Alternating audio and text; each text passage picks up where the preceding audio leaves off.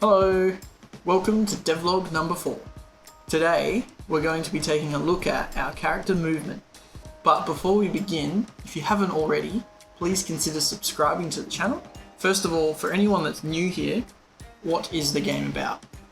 Wild Paws is a narrative adventure game with a little bit of action. You play as a lost dog that has to travel across the country trying to find its way home. If you'd like to help me out, please consider subscribing, liking the video, and leaving a comment below. So I wanted to work on the character movement. So what I've done is I've got two different versions at the moment to show you. Now, as the movement is obviously the direct connection that the player has with the game, I wanted the movement to feel really good. Well, as good as I can. So I wanted it to be responsive and smooth without it feeling too heavy. I've created two versions, which I'm going to show you today, which I'd really love to get your feedback on. So the first one is in place style of like animation. So this type of movement is like the player's input directly controls the sort of movement of the character, and then the animations sort of just play over the top of that. How I've seen with some other games that use like four-legged animals, and you sometimes see that they, especially when they're walking slowly, they rotate funny. Upside to this is it's definitely a lot more responsive, tends to feel very, very snappy. The downside for me is sometimes it just looks a little unrealistic, especially when you're moving slowly and the character kind of just rotates on the spot. The second is using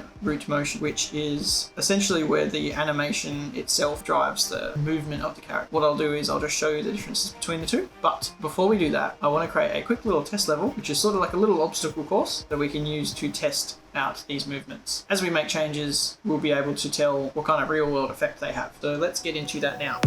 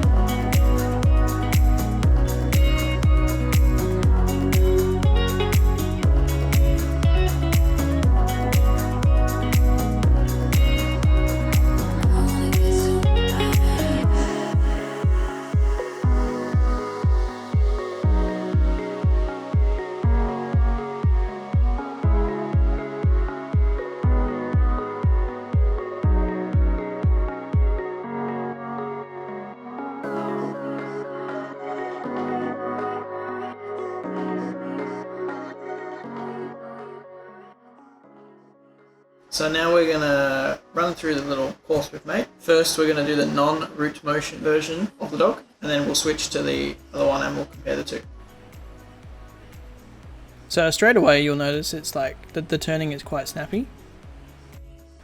The jumping on this one wasn't finished, so just ignore that it hits the boxes still and it jumps super high.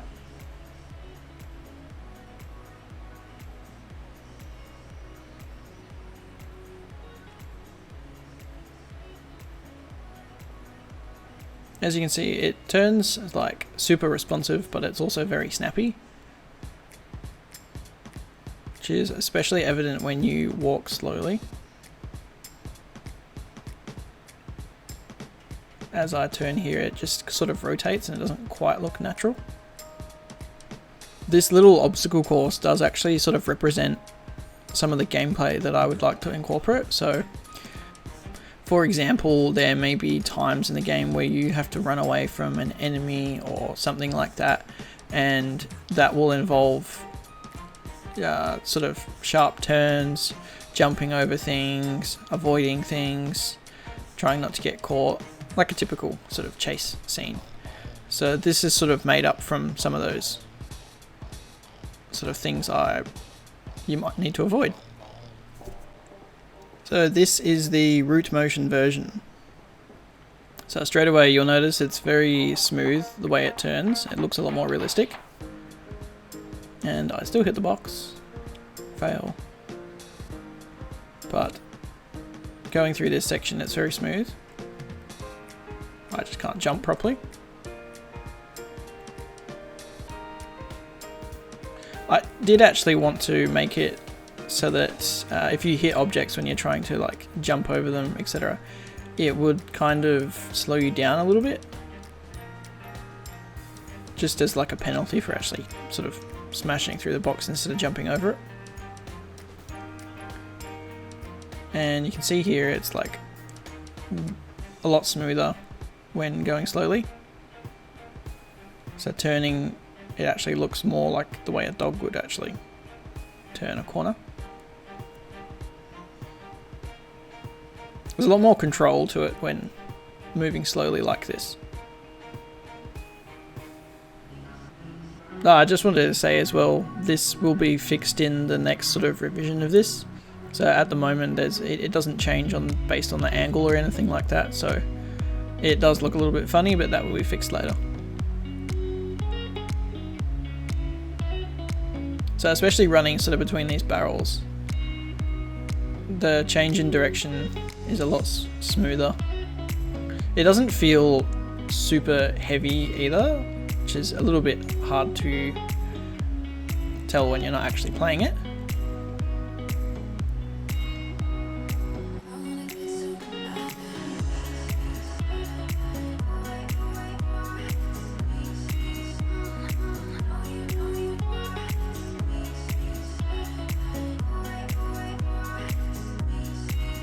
Chuck a comment down below.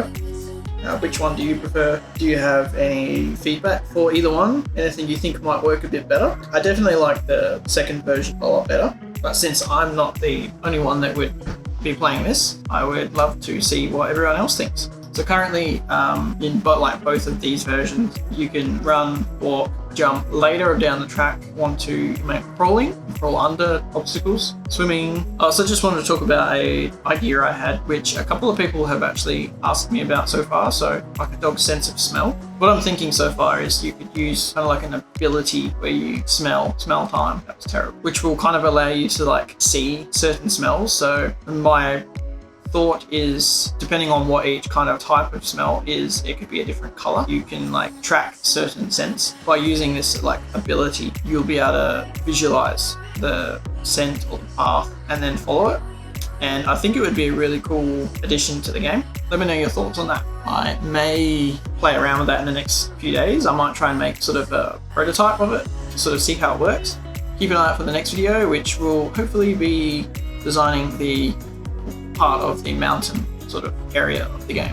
Once again, if you haven't subscribed already, please consider subscribing and liking the video, as it does help me out a lot. follow me on Twitter for all the latest updates. Big thank you to everyone that has watched this far, and I will see you in the next one.